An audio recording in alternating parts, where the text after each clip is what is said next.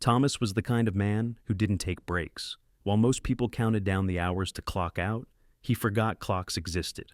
As a research scientist, his world revolved around data, test tubes, and deadlines, not discomfort.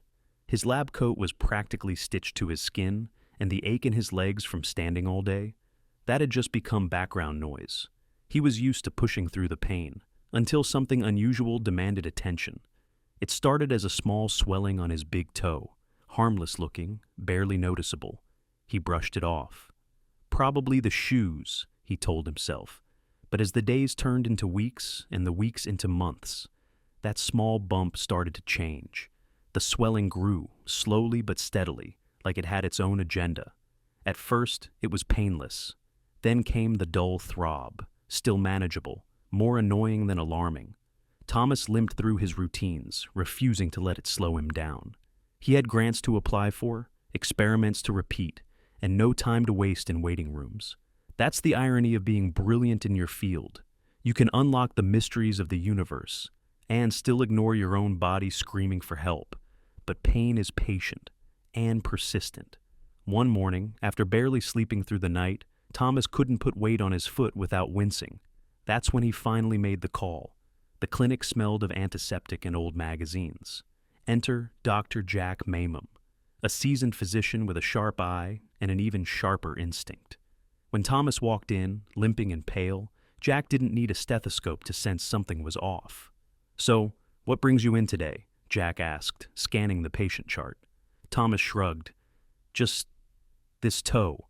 Won't stop swelling." When Jack gestured for him to take off his shoe, he wasn't expecting anything dramatic. But the moment he saw Thomas's toe, his expression changed. It was bizarre. The mass wasn't red or infected. It pulsed faintly, almost like it had a rhythm. The skin was stretched taut, the texture oddly firm. Jack squinted. "How long has this been like this?" 6 months?" That was the first red flag. Tests were ordered immediately. Imaging scans, blood work, even a biopsy. Days later, Thomas was called back. He sat across from Jack, who now looked less like a general physician and more like someone holding a secret he wasn't sure how to explain. Jack opened the folder of test results. "Thomas, what you have is rare, exceptionally rare." He paused as if searching for the right words. "It's a tumor, but not like anything I've ever seen. We're calling it a mechanic neoplasm, a type of growth that seems to form in response to long-term mechanical stress." Thomas blinked. "Mechanical? Like standing on it?" Jack nodded.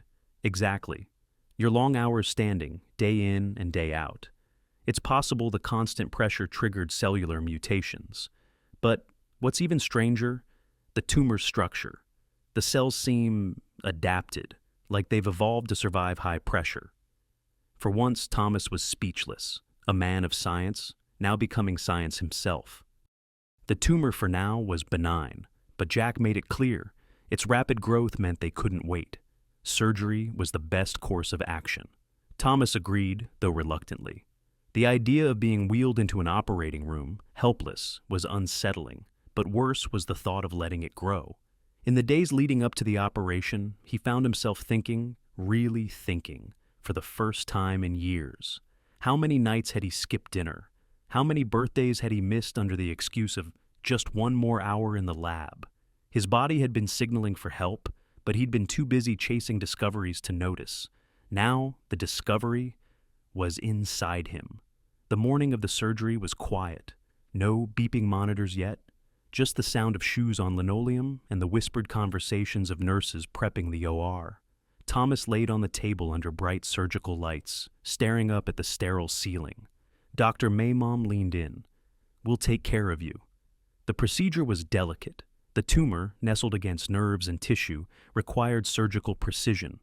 Jack led his team like a conductor, steady, focused, and determined. After 2 hours, it was done. When Thomas woke up, the pain in his foot had changed. It was surgical now, clean, sharp, temporary. But emotionally, he felt lighter, not just because the tumor was gone, but because a burden had been lifted. Recovery was slow, but necessary. For the first time in years, Thomas took time off, not to catch up on work, to catch up with himself. He bought ergonomic shoes, installed a chair at his lab station, took real lunch breaks, even started yoga, though his downward dog needed serious work. But, most surprisingly, he started hiking again. He'd forgotten how good it felt to be outdoors, breathing in mountain air instead of sterile lab fumes. The solitude helped him reconnect with something deeper, not data, not science, himself. Meanwhile, Jack Maymom wasn't done with the case. He presented the tumor's cellular findings to researchers around the world. What began as a curious growth became a case study, a potential key to understanding how prolonged physical stress could shape cellular behavior. Articles were written, studies launched, new therapies explored. Ann Thomas's case, it landed in medical textbooks under mechanic neoplasm, case number 001. He'd spent a lifetime studying the human body from the outside, and became a pioneer by what happened inside his own. Looking back, Thomas sometimes laughed at the absurdity. A swollen toe? That's what finally stopped him? But deep down, he understood. That little bump was never just about tissue. It was a warning bell, quiet at first, then louder, until he had no choice but to listen. In removing the tumor, he didn't just heal his foot, he healed a life out of balance. And sometimes, it takes the body breaking for the soul to rebuild. If this story made you pause, to reflect, to breathe, maybe even to check in on that ache you've been ignoring, then maybe Thomas's journey wasn't just medical.